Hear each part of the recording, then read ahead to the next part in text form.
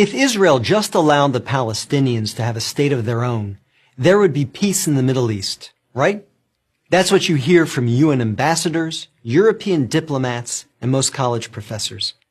But what if I told you that Israel has already offered the Palestinians a state of their own, and not just once, but on 5 separate occasions? Don't believe me? Let's review the record. After the breakup of the Ottoman Empire following World War I, Britain took control of most of the Middle East, including the area that constitutes modern Israel. 17 years later, in 1936, the Arabs rebelled against the British and against their Jewish neighbors. The British formed a task force, the Peel Commission, to study the cause of the rebellion. The commission concluded that the reason for the violence was that 2 peoples, Jews and Arabs, wanted to govern the same land. The answer, the Peel Commission concluded, would be to create 2 independent states, one for the Jews and one for the Arabs, a 2-state solution.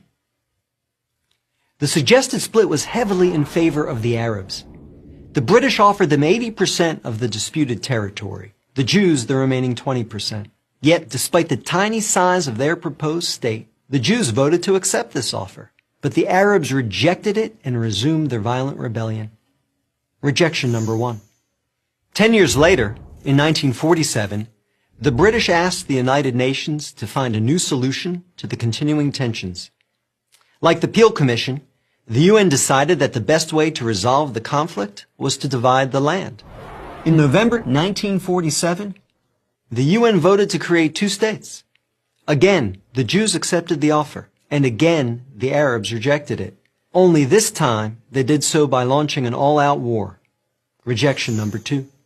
Jordan, Egypt, Iraq, Lebanon, and Syria joined the conflict. But they failed. Israel won the war and got on with the business of building a new nation.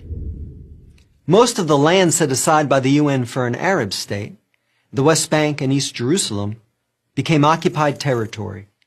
Occupied not by Israel, but by Jordan.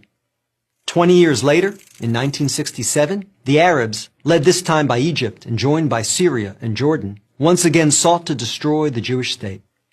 The 1967 conflict, known as the 6-Day War, ended in a stunning victory for Israel. Jerusalem and the West Bank, as well as the area known as the Gaza Strip, fell into Israel's hands. The government split over what to do with this new territory. Half wanted to return the West Bank to Jordan and Gaza to Egypt in exchange for peace. The other half wanted to give it to the region's Arabs, who had begun referring to themselves as the Palestinians, in the hope that they would ultimately build their own state there. Neither initiative got very far. A few months later, the Arab League met in Sudan and issued its infamous 3 no's. No peace with Israel, no recognition of Israel, no negotiations with Israel. Again, a 2-state solution was dismissed by the Arabs, making this rejection number 3.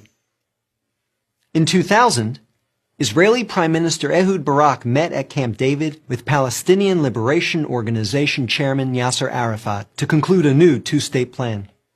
Barak offered Arafat a Palestinian state in all of Gaza and 94% of the West Bank, with East Jerusalem as its capital. But the Palestinian leader rejected the offer. In the words of U.S. President Bill Clinton, Arafat was here 14 days and said no to everything. Instead, the Palestinians launched a bloody wave of suicide bombings that killed over 1,000 Israelis and maimed thousands more on buses, in wedding halls, and in pizza parlors. Rejection number 4. In 2008, Israel tried yet again. Prime Minister Ehud Olmert went even further than Ehud Barak had, expanding the peace offer to include additional land to sweeten the deal. Like his predecessor, the new Palestinian leader, Mahmoud Abbas, turned the deal down. Rejection number 5. In between these last 2 Israeli offers, Israel unilaterally left Gaza, giving the Palestinians complete control there. Instead of developing this territory for the good of its citizens, the Palestinians turned Gaza into a terrorist base from which they have fired thousands of rockets into Israel. Each time Israel has agreed to a Palestinian state, the Palestinians have rejected the offer, often violently.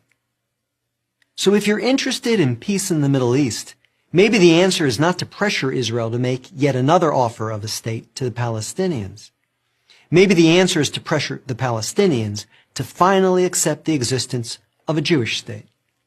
I'm David Brog, Executive Director of the Maccabee Task Force,